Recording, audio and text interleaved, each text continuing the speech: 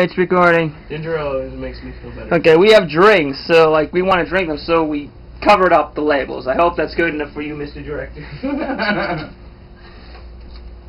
was thirsty. Showcase the story! Okay. Alright, so, again, I'm at camp. There's this guy. You gotta meet... Oh, the guy I was telling you about. Wait a second. Did I actually erase the other one? I think I erased... Yep. What? Yeah, you can... Yeah. Okay.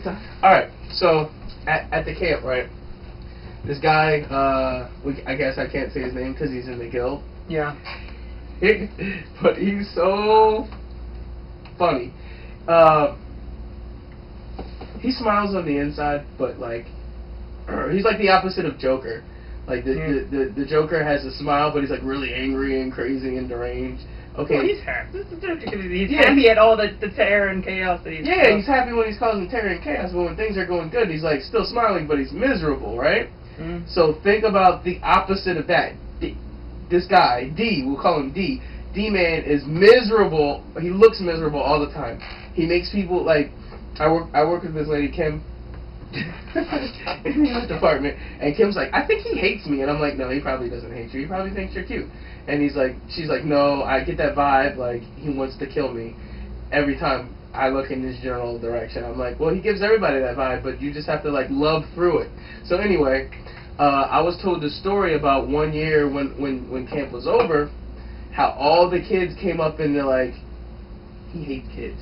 He like doesn't want to do, you know, he'd punch a kid in the face if he could. If it wasn't illegal, he'd probably go around just like punching kids and small children in the face, right?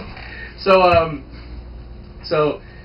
I heard a story, you know, the boss told me a story about how she's like, you should see at the end of camp, like all the kids come up and like, oh, Dan, thank you, this and the other, and they give him a hug and everything, and he's like, don't touch me, don't touch me, okay, it was nice, I'll miss you too, bye, and then they leave, and so what I did, I went to the person who's running, you know, the other person who's running the camp, and I wrote, hug me, on a sign and put tape on it. And he ran, and I'm looking for him. I'm like tracing Dan all around this theater at the final night of the show or whatever. Did you actually say his name?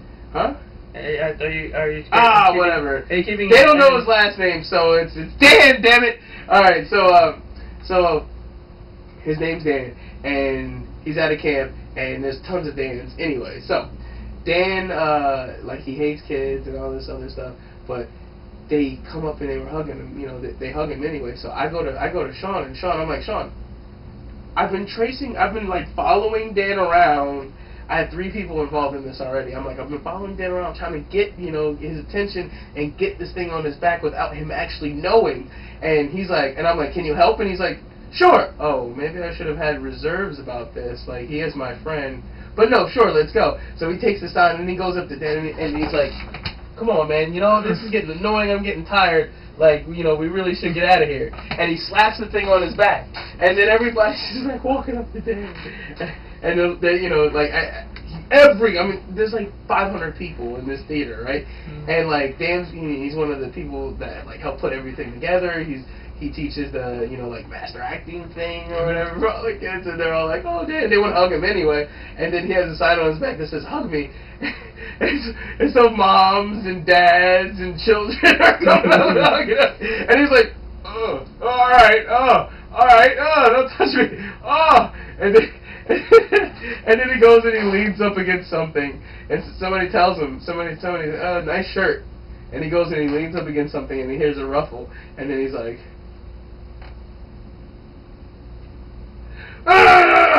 he like freaks out, but he thinks it's Sean. This is the beautiful part. He's been telling the story for like, you know, this happened, I think the last day of camp was Thursday. Thursday night after the thing, he doesn't know that I haven't had anything to do with it. He doesn't know that we were recording him. Kitty's daughter was recording him. He doesn't know. Like, all he knows is that Sean did it. And he's telling the story about how people are hugging him. He's like, oh. He's like, you know how I am with kids. Like, oh, get off me, don't touch me. And he's doing the face and everything. And And he's like, damn, Sean. He's like, I felt like I was in 5th grade with a kick me sign on my back, but instead it said hug me. And he's like, damn, Sean, I can't wait to get him. And I'm just sitting there like trying to hold in my last. It gets to the point where Dan finally gets out of the room, and I keel over. I drop to my knees. I'm like, oh God. Tears instantly come out of my eye. It was terrible. Like, and that was Thursday night. So then Friday morning, I get a call. And they're like, yeah, we need you for a staff photo. So I'm like, all right. So I go up there at 12 o'clock, and Dan's telling, he's telling Tracy about it. He's telling Tracy and Kitty about what happened last night. And then Kitty's like, oh, Lot probably orchestrated that. And then I was like, I wait till he turned his back, and I was like, shh. And then she was like, you did. And I was like, but he doesn't know. He still thinks it's Sean. He has no clue it was me. So that was session A. So in session B, I've already talked to like 5 counselors, and I'm gonna talk to a couple of the other teachers, and I'm gonna see if we can put it in, like we can get a part of it where we get him up on stage and have all the kids hug him at the same time. He's gonna go crazy. He's gonna go ape shit. And then we're making a film. It's gonna be Dan the Angry Man. Mm-hmm. We're gonna make a skit. And it's going to be like, Dan goes to the movies. Like AMC 24 or whatever. Oh, that theater 24, right? Mm-hmm. So, he hates kids. Did I mention he hates kids? He hates kids. So, it'll be like him there, and then just a whole bunch of teeny boppers like, ah! Yelling and screaming. You've never met Dan? Probably not. But didn't you say that he was like, he always looks like he's upset, but he's really happy and stuff like that? Well, he's happy, okay. What you're saying sounds like a person who looks upset and always acts upset.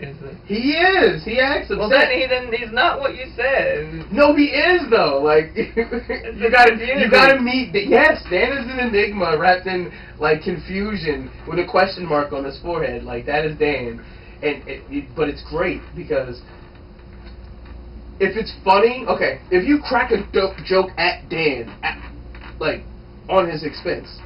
Mm-hmm. He'll be like, but on the inside, I can tell he's laughing about it. He's like, oh, that was a good one. But he doesn't know what to say. He doesn't know, like, he's not like extremely witty, like, well, he's funny or whatever, but he's not extremely, like, quick with the comebacks. Yeah, you should save 26 of those and we'll make one of these. So, you gotta meet Dan. Like, he's funny, he laughs at stuff, but he won't show any of his funny. Like, he won't show any of it. He said something to Sean. Oh, I was like, hey, I was telling somebody, I was like, weren't you in a film or something like that? And he was in a film that just recently came out, like 2009 or whatever. And I was like, what's the name of that film? And he was like, something. And then Sean, he's his friend since they were in college together, right? And Sean was like, well, he said something, and Sean was like, oh, I should know this, shouldn't I? Because I'm like his friend, and I should have gone and seen, the film he was in, mm-hmm. or whatever. And then he's like, oh, wait, I don't even go to see good movies. And then Dan was sitting there, like, he was walking away at the time, and he's like, I could tell, like, part of his lip quivered, like it was a short smile, like, and yeah, and then he was like, ah, and then he kept on walking. I'm trying to tell you, he knew it was funny. He wanted to laugh, but he just won't. He's he's a good actor, but because he won't, if for nothing else, not letting people know that he has a smile, he's a good actor. He can stay in character. Knows. Dan the Angry Man. I'm trying to, Dan the Angry Man. Oh, it's gonna be great.